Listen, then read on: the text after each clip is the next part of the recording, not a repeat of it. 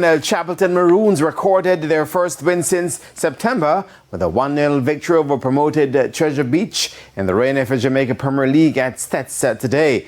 Damoy Whitfield was the difference maker for the Clarendon-based team, netting in the 63rd minute. They are now ninth in the standings.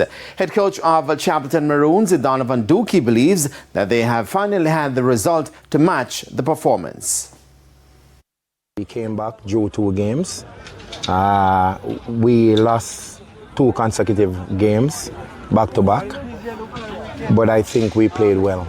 The scoreline is not really a reflection of what we are doing. We are controlling games, we are creating chance. For most of the games we have the ascendancy, first and second half, but we had nothing to show.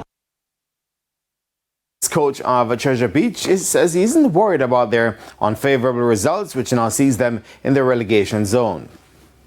Come on, we have 28 games to play. You know, I mean, it's a long journey. I'm sure you saw where Chapelton was one time up in the top 6.